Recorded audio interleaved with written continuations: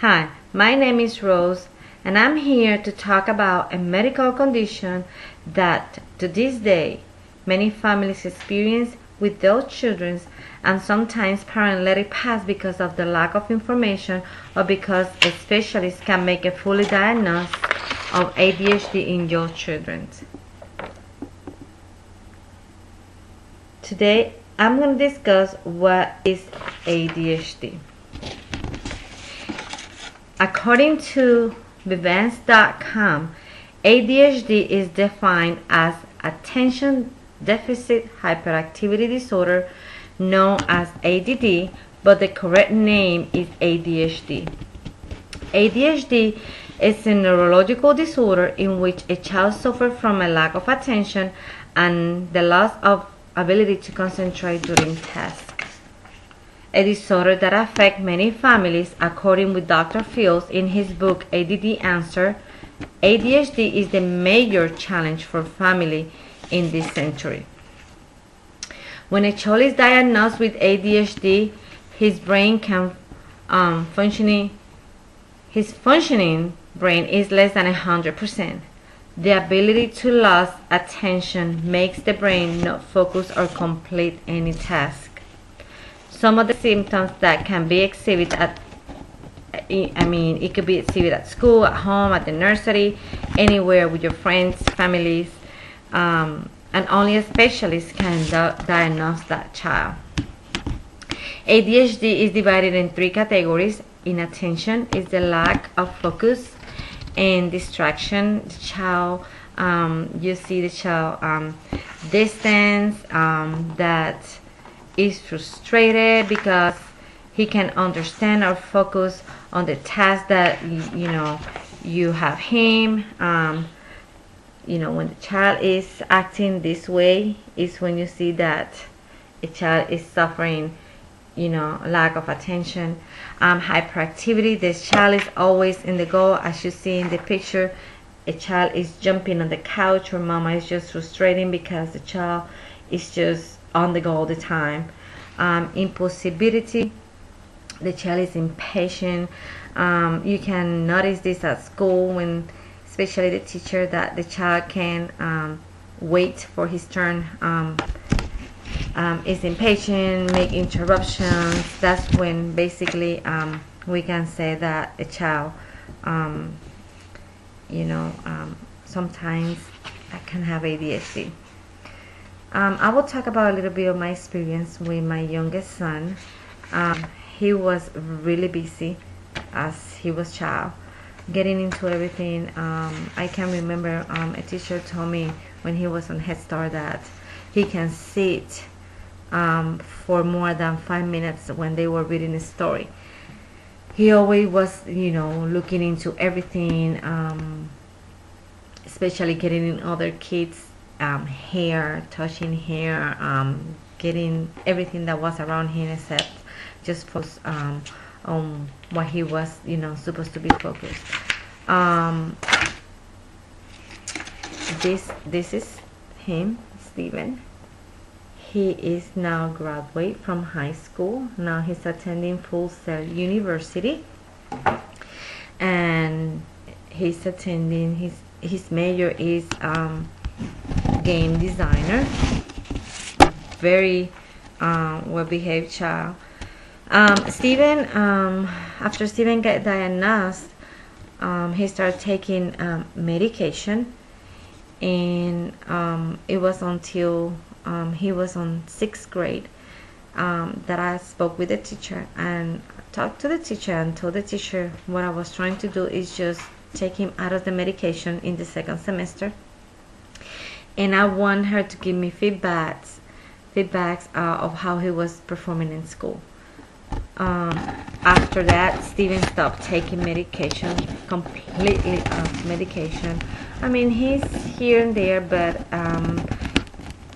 he can concentrate on a task. He can, he was able to focus in school. That was my main concern. One of his classes that he was basically failing, it was reading comprehension. Why? Because he can sit and listen to the story and focus, and he can retell the story after they read it. But as far as I know, to this day, he is doing well in school, and like I say, he's in college right now, and he is doing really well. I'm so proud of him. Now I'm going to talk a little bit about medication that are available in the market for ADHD. And the two that I worked with when he was taking medication, one of them was Concerta. Concerta come in 4 different doses. It's right here. The Concerta come on 18 milligrams, 27, 36, and 54. And Steven only get up to the 27 milligram. He never passed the doses, and he was taking the medication once a day. The other one was Ritalin. Ritalin is similar to Concerta. They come in 4 different doses. It's 20, 30, 40, and 60 milligrams. And they help to stimulate and control the child's central nervous system. Both are used as an extended release medication that release methylphenidate in the child's body during the day, which help control daily activities and keep the child focused. The difference between these two is the doses that you give the child every day. Concerta, it was 1 tablet a day, especially in the morning, and the Ritalin, you have to give him 2 doses, 1 in the morning, 1 in the afternoon. That way he will keep focused on task. Now I can remember one of the side effects that Concerta have, and Ritalin as well, is that he wasn't eating that much and always have upset stomach. So, but it helped the child to get focused in school. All I was doing is giving him the medication with, with his stomach full. That way, the upset stomach, won't be that bad. And another thing is that he wasn't a big eater, so I tried to give him a really good breakfast in case he do not eat well at school. So that way, he was good until dinner time, or between his snack, he picks there, here and there. So that way his stomach was, getting something every day. I'm hoping you enjoy my presentation. After I present this information, I hope you understand and be able to help children with this condition, or maybe help parents that are not informed about this condition and treatments. A child is if you see that a child is active, it could be your nephew, it could be your sister, your brother, your daughter, any child, a friend of you that have a child that is very active. Please help them to get the correct information, to get the correct treatment. That way, you can help that child, especially when they're in school, to get focused, and especially to control themselves, because this condition is in their body. It means something that they cannot control. If you don't get medical attention,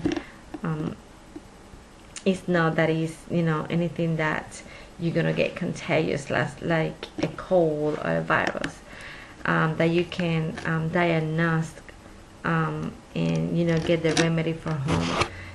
This is completely different.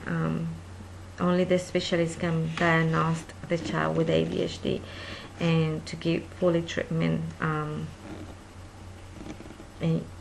so that way it will help them to get focused. I'm hoping that you enjoy my presentation, and have a good night.